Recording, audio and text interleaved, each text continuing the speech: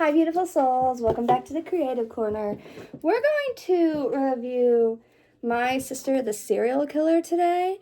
And I do want to give a disclaimer because this video is going to have... It wouldn't be a video without a tarot sighting, would it? It's like he knows when I film these things. He does. I'm in the same room as him, but it's like he knows that he's going to be on YouTube. Anyway, disclaimer for this, there are going to be conversations of murder, some gore, and serial killers. So if you're not okay with any of that, maybe skip this one. And please don't report me to YouTube. While we do this, I'm going to upgrade my niece's rabbit, who has seen better days, obviously, and has been missing an eye for quite a while. She told me it got thrown away, but I think what she meant was the eyeball got thrown away. And this poor little bunny, it's been well loved, you can tell. Okay, so I'm going to put a new eye on it, and then we're going to make it some new ribbons for its ears. We're going to make them this time instead of use ribbon because it's really frayed. And unlike Amber's bunny, which needs an eyeball, it's missing an eyeball. See, I made this one for Amber, who watches these videos, but it's got a really tiny freaking pink eyeball, and then the other one fell off. So I need to order a special sized eyeball for these rabbits, for hers. But I actually have the eyeball that my niece needs, so we are going to fix that, because it's a giant blue one. And I have giant ones. I have blue and yellow giant ones. Really, Tarot? So we're going to do that. But the book is My Sister's a Serial Killer. I'm not going to try to pronounce the author's name. I don't want to butcher it, okay, at all. I also am not entirely certain what the cultural background is to this one. I thought Muslim, and then I thought Saudi Arabia, and I'm not quite sure. Okay, our main character is a, is that the right spot? Is a black female, and she's a nurse, and her sister is very unlucky. All right, but she's not unlucky. She's a jerk. See, you're supposed to put these eyeballs on before you close up the rabbit, but now I gotta put it on the rabbit once it's already closed up. And I just lost its iris. I just lost the blue iris. Where'd it go? I'll just pull another one out. So the concept of this book, My Sister is a Serial Killer, it basically, I think it's supposed to explore, I think, I could be wrong here, guys. It's supposed to explore the loyalty between sisters, but I like to think that if my sister, I am the oldest sister of 4 siblings, 3 biological sisters, me and 2 others, but then I also have a brother who's biological, an adopted sister, okay? And we're relatively close enough that, like, we'll go to each other for things. But I would like to think that if my sister did the crap that the sister in here did, that I would not just sit by and let it go. Because here's the thing. The sister in here, our main character's a nurse, right? And she gets called by her sister and gets told that she was attacked by this guy that she was dating. And her sister killed this guy. She stabbed him. Okay? And because it was self-defense, our main character's like, well, I can't turn her in. It was self-defense, and people aren't going to believe her. It's self-defense. And so our characters, they've had throughout the book, you find out, it's a relatively short book, but you find out that they've had a pretty abusive childhood, okay, from their father's hands. Like, there's a whole scene where he was going to sell his daughter, okay, and to a wealthy older man when she was like 10. Yeah, it was bad. And so they've had an abusive childhood. The only people they've ever had with each other are each other. And so our main character, the way she copes with all this is by helping people as a nurse and by cleaning. She cleans like none other, all right? And so when her sister calls her and says, hey, so here's the thing, I accidentally killed someone, he attacked me, she's bawling her eyes out, and so naturally her sister's like, okay, I have to help her. This is my sister. And so she goes over, she cleans up the crime scene, helps her dispose of the body, and then goes about with her life being a nurse. Well, her sister gets attacked a few more times. And she, in self-defense, stabs these men a few more times and kills them. Well, the main character's like, I don't want to admit it. This seems really weird that this keeps happening to her over and over again, and it's the same kind of death and everything. But she doesn't want to admit that her sister could be, a serial killer, and that she's basically the cleanup crew. And so she's like, she's not a serial killer. She can't be. And so while she's a nurse, she's talking to her patient who's in a coma about this and telling him all this stuff that's happening to her and how she thinks her sister might be a serial killer. And meanwhile, she also develops a crush on a doctor. Well, she's the plain sister, and the serial killer is the beautiful sister, and the beautiful sister also develops a liking for the doctor. And then the plain sister, our main character, is like, no, what do I do? Do I warn him? Everyone that my sister dates ends up dead. But how do I warn him without turning my sister in? What if she is? And if it's self-defense, I don't need to turn her in. And so she goes through this, like, moral conflict, right? And without giving... I don't know how to talk about the ending of the story without giving anything away. So without giving it away, she does basically reach the conclusion that we all do, and that her sister's a serial killer, okay? And there's a struggle and stuff with the doctor, and I'm not going to tell you how that turns out, because I feel like that is the part of the plot that shouldn't be spoiled, even though I'm kind of going to spoil the rest of it by telling you why I gave it the review I did. So I went back to look at this review before I did this to see what I gave it. I don't know why I had it listed as 4 stars. I have changed that to 3 stars. Yeah, because this is not a 4-star book. This is not a 5-star book. To me, this is a 3-star book, and that's being generous, okay? There's no character development. We know her sister's a serial killer, and I, as an older sister, would hope and pray that if I knew that my sister was doing this crap, that I would turn her into law enforcement. One of my sisters is in law enforcement. And actually, after I read this book, I called my sisters and I said, I just want you to know, if you kill anyone, the first time, I'll give you the benefit of the doubt and I'll hide the body. Second time, okay, it's just a coincidence. But after 3 times, I'm turning you into the police. Because that's no longer a coincidence. That's bad. And so, I would hope I would do the opposite. Our main character in here, and like I said, this is kind of spoily, she does come to the conclusion that her sister is a serial killer. But instead of turning her in, she decides to continue to support her and to be her cleanup crew. And so even though she knows that her sister's going to keep murdering people and keep stabbing them over and over again, she reaches the conclusion that it's her sister's coping mechanism for the crap that they did as a kid. And you find out that their first kill, together, it was a joint effort. The first kill, not the other ones. The other ones that her sister killed was her completely by herself, okay? But you find out that they are technically responsible for their father's death. Technically. Okay? And they got a weird sense of joy out of it because this man had abused them their entire lives. And so they were glad to see him die. To me, it was a miss because, like I said, there was no character development. This isn't the story of the villain. This isn't the story of the hero. This is the story of someone who saw something wrong and chose not to speak out and decided to just keep going on with life.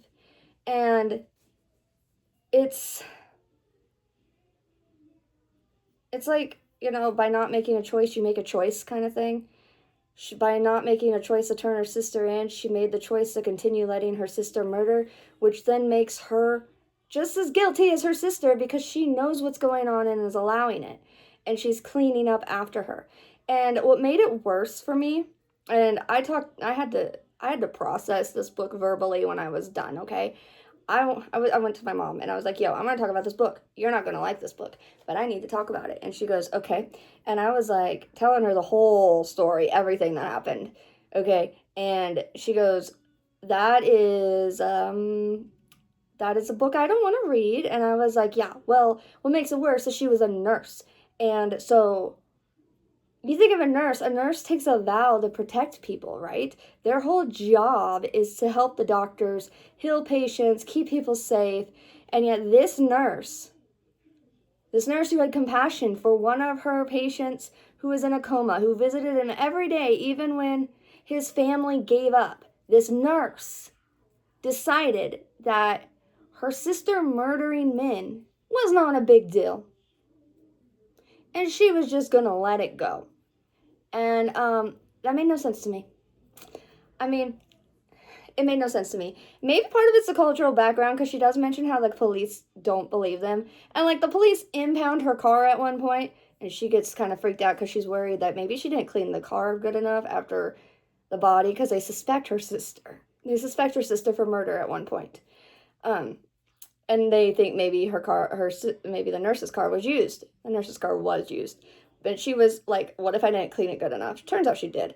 But the police impound her car and then make her pay because they had to drive it back to her and they had to take care of it for the week they had it impounded. Do our police do that in America? Because WTF, man. You confiscated the car. The person was found technically innocent by them, and yet they still had to pay the fees for you taking their car? Meanwhile, this person also had to pay for bus tickets and stuff to get to work? I don't know. Their justice system in this book seems really screwed up, but honestly, our justice system in America is also screwed up. And like I said, I don't know where this book takes place. Okay, I know it does not take place in America. And when I was reading it, I was thinking like Saudi Arabia area, but I could be wrong because they don't tell us, all right? At least if they did tell us, if they did tell us, I missed it somewhere. And I read this book. And I didn't listen to this one. I read it. It was so short that I just decided to read it. It is probably only a 2 to 3 hour read. It's tiny. It's a novella. And I wanted a thriller, and so I was like, oh, this sounds good. But then there was no freaking character development. Don't give me a character who doesn't change. You just gave me a character who just stayed in the same way and came to the conclusion that all the readers already knew. Okay? And so when the plot was just that, it fell flat to me. Because there was no big climax. There was no turning point for our characters. They ultimately just end up continuing doing what they were doing. And I know that happens in real life all the time. Bad guys don't get caught.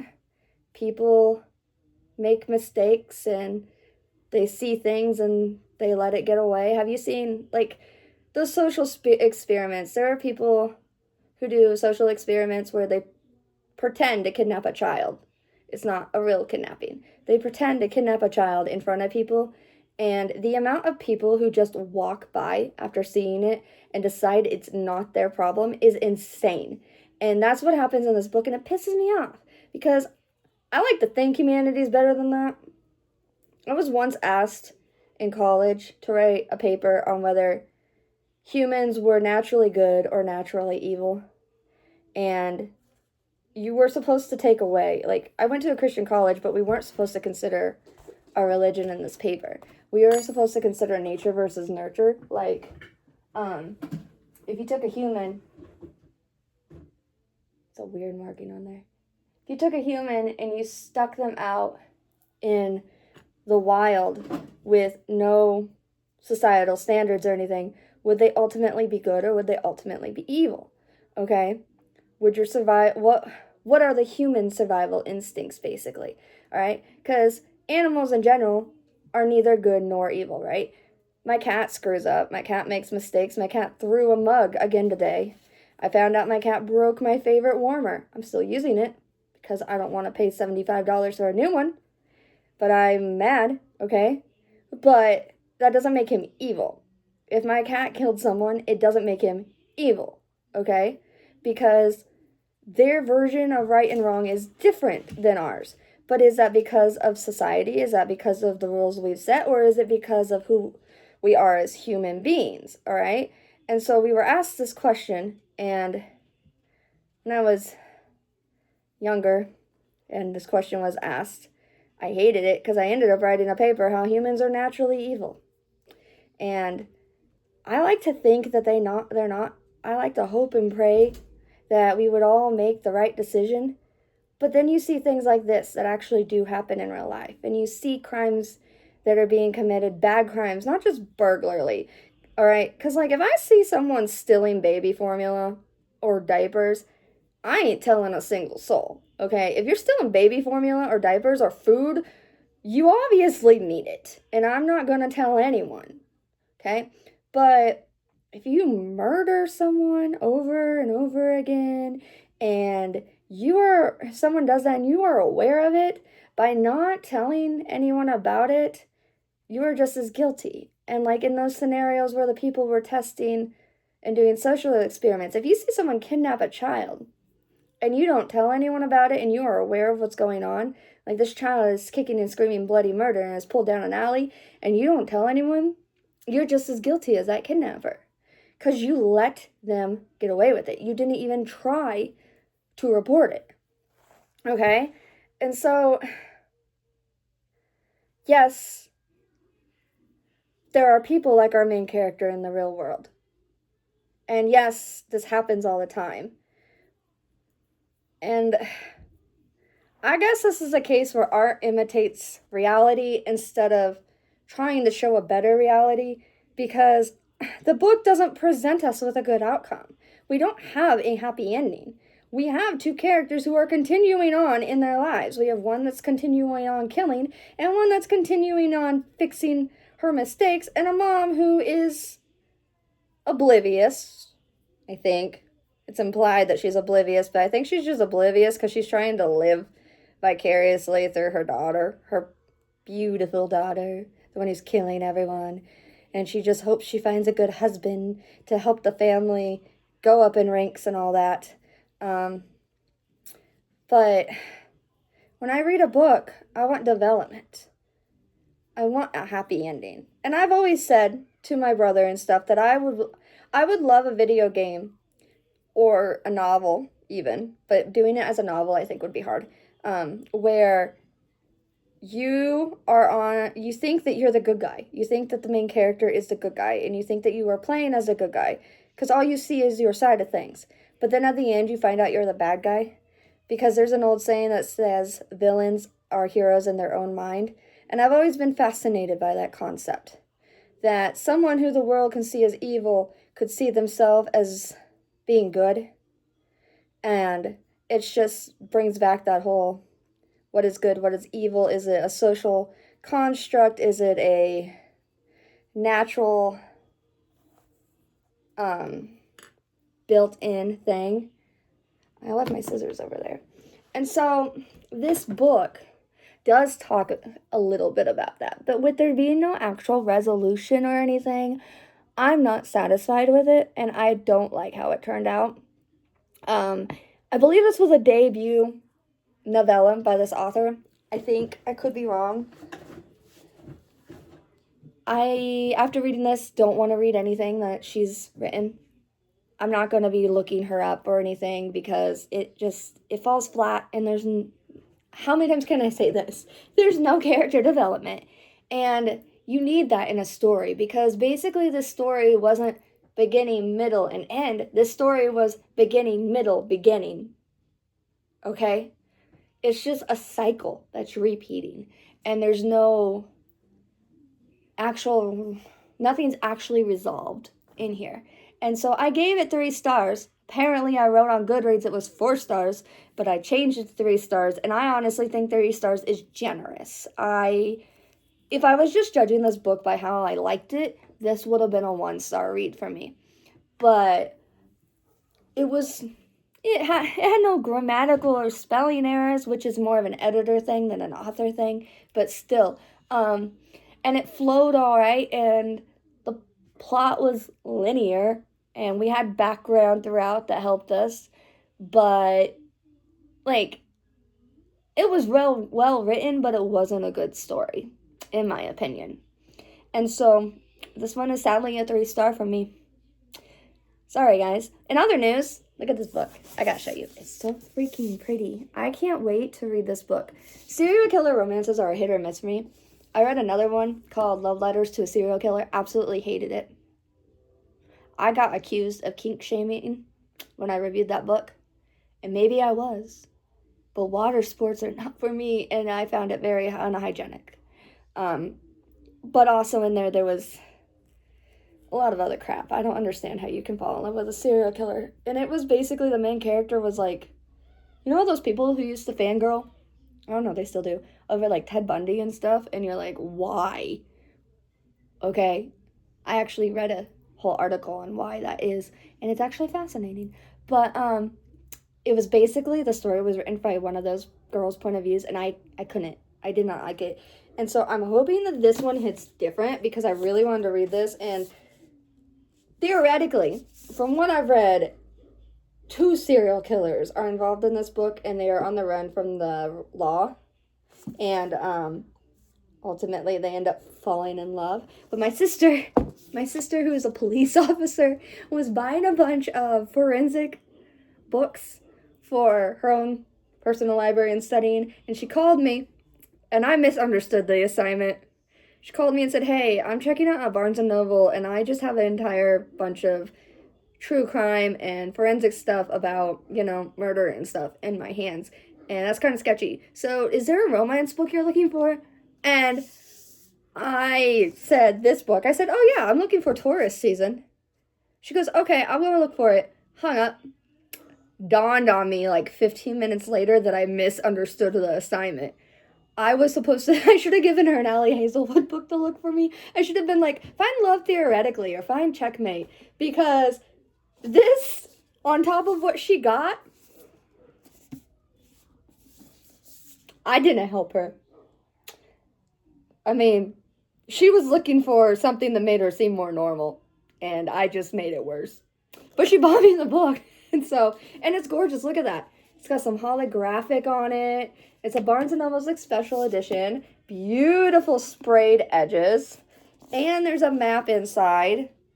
It says that there's exclusive special content in here. She said she only got it for $15. And this book says that it ranges for $28. So I'm going to have to ask her on that. But this is written by a New York Times bestseller, which, I mean, take as you want from them, because sometimes New York Times bestsellers are only bestsellers because of their names, like famous people, but other times they're actually really good authors. Okay, and so it's supposed to be a dark rom-com, and I'm not a huge fan of dark romance. Okay, I'm not actually a big fan of that. But I like a good rom-com, and I've read fan fictions with the tag called Murder Husbands before, which is basically 2 serial killers that fall in love. And so I wanted to give this a shot. And it's supposed to be part of a series. And I've been getting really back into reading series lately. I used to be a series lover, and that's what I read. And then I stopped for a while. And I went through and got rid of a bunch of my books, and now I'm going through and trying to collect the series I have. So even though I don't always read hardcovers and stuff, I'm trying to get the ones that I like. And so I'm going to be buying the Running with the Alpha Sun series. I need to finish my Clockwork Princess series. I had all the books. I let someone borrow a book, and I never got it back, which is fine. Because I think ultimately, if I remember right, she asked me if she could keep it, and I said yes, because it's not my favorite series by Cassandra Clare, and so I just let her, but I need to finish that one so it's on the shelf. And I also thought about replacing my Twilight series, because one of the dust jackets had gotten ruined from someone I had lent it to, and there's like this new special edition series of it out with beautiful floral designs. And so I thought about doing that. And so I'm trying to get the ones I really like and showcase them more because I miss my book trophies. And so, anyway, it's glorious. It's beautiful. And so I will hopefully be reading that soon along with the other books that I have queued up. It looks so beautiful. There's just something wonderful about opening a book. You know, I was going to get this one in audiobook too. I might not. I might just read it. Because it's been a while since I've read a hard copy of something. And so, anyway, that's our book review for today. It's a bonus review, which means it does not get added to our blanket because it was technically for last year. We do still have a few more bonus reviews. I'm going to try to sprinkle them in when I'm not reading for this year because, like I said, I have 4 books queued up to read / listen to, and I've been not in a good place. My mental disorders and some physical sickness has gotten to me, and it's I didn't get any reading done this month, and I'm pissed off because I had some good books queued up. And if one of them doesn't scare me like it did when I was 13 sitting on the couch watching the movie, not even 13, it was before that, like 7, okay, I was young. But if it didn't scare me like that, I'm going to be mad. The book better be gruesome enough and freaky enough to revive my fear that a T-Rex lives in my closet. If I don't sleep with the light on after reading this book with a fear that a dinosaur is going to eat me, then I'm going to be mad at this book because that's ultimately what I'm looking for in this book. But anyway, that's Jurassic Park. So hopefully I'll get some more books read, but we're at the end of February, so I don't know. We might just end up doing a couple more bonus reviews, sadly. The good news is I have so many reviews on Goodreads that are from past years that I could still do some bonus reviews even when we run out of them from last year. But I want to read more. I just haven't been able to. Just haven't had the motivation. So anyway, I hope you guys have a great weekend and a great day. And it's warming up here. We had our first big snowfall the other day, and now it's gone. And we're supposed to have 2 nice days, and then it's supposed to drop to 40 degrees again. So I'm assuming we're going to have more snow. But anyway, stay warm. Stay happy. Try to get some sunshine. You need that vitamin D. Vitamin D and vitamin C is important. Drink some orange juice. Get some sunshine. Remember, you are basically a houseplant with complicated emotions. All right? Love you guys. Bye.